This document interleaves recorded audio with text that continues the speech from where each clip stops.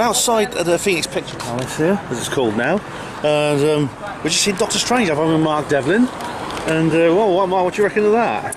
Well, it was awesome. 55th anniversary reissue. So much truth in that movie. Absolutely biting satire on the madness and the absurdity of the Cold War and mutually assured destruction. Yeah. As relevant today as it was back then.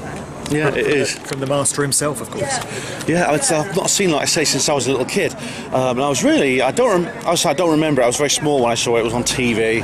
But I mean, I was really quite, it wasn't what I expected. It was better than I expected, actually. Very, very funny to begin with. It's one of Kubrick's. It's shot in very bleak, dark, sardonic humour. Very much so. Kind. Absolute pitch black comedy at its very best. Biting, devastating. Yeah. The film is black and white. It's shot in a very dark sepia or dark monochrome. There's no coloration at all, any of the scenes. There's no Wizard of Oz moment where everything turns coloured. It's all black and white. That was a turning point in Kubrick's career as well. It was the last film shot in black and white. The next one he did after that was 2001, A Space Odyssey, which came with a huge budget and massive production. And he really stepped up his game and moved into the big league, it seems, with that next film. So this was a more gritty, raw piece of filmmaking, but absolutely striking, as we've said, in what it put across. Yeah, it really is, yeah. I mean, it was low budget. I mean, the special effects, even from 1964, were very, very crude, very homespun.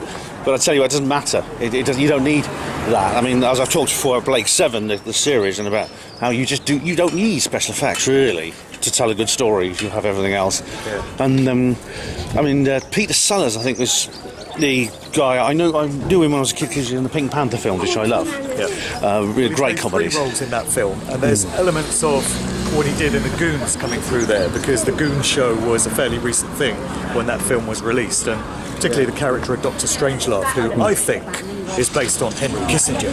That is my personal theory. He bears a very strong resemblance to Kissinger, even as he looked back in 1964.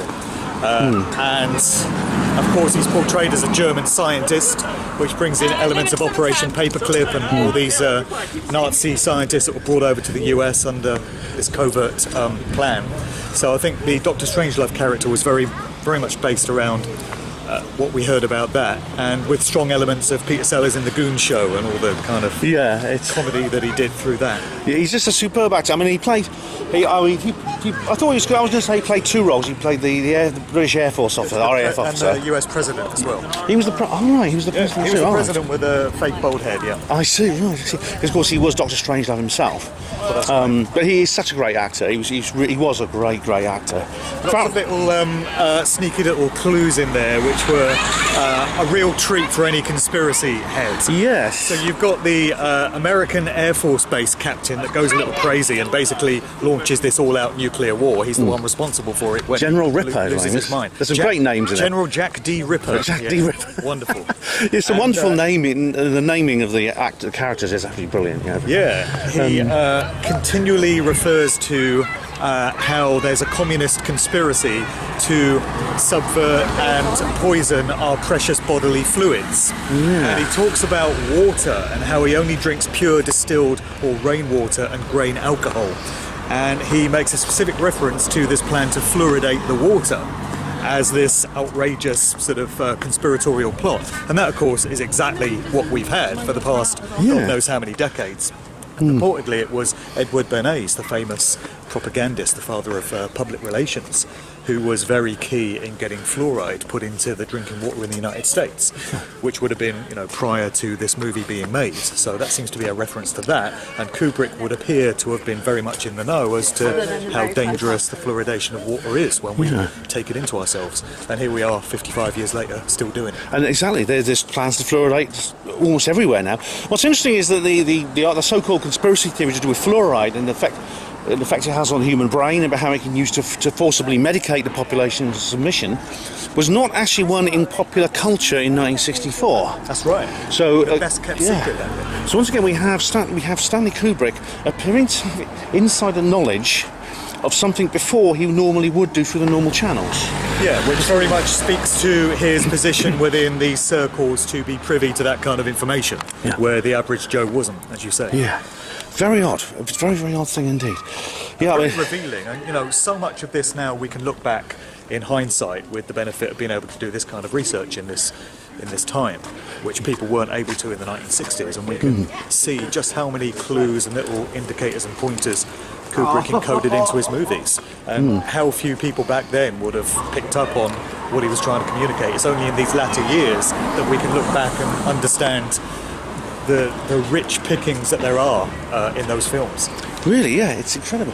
Well, you know, I really hope they release some more of Kubrick films for the big screen, some of the classic movies for the big screen. I really do.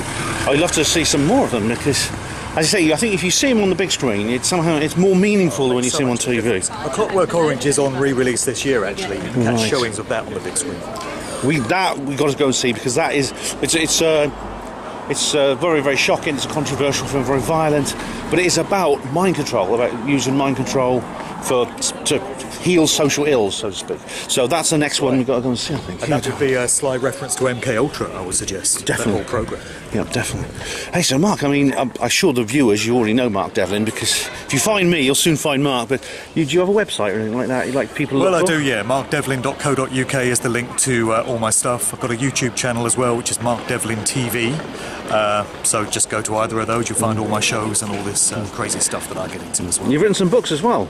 I have. I've written Musical Truth Volumes 1 and 2, and I'm writing a novel at the moment, actually, an allegorical novel, which is set in this very city of Oxford in 1990, 30 years ago, talking about how society was in those times, and with lots of spiritual truths encoded into the narrative of that book. I'm really enjoying that process. Oh, great. Well, it'll be great to have you join me in this world of allegorical fiction writers. Absolutely. George Orwell. Take some inspiration from you, man. The spirit of the George Orwell, he'll be smiling on us. So thanks, Mark. Thanks for your input on All this. right, man. Nice way to spend an afternoon. Definitely, yeah, definitely.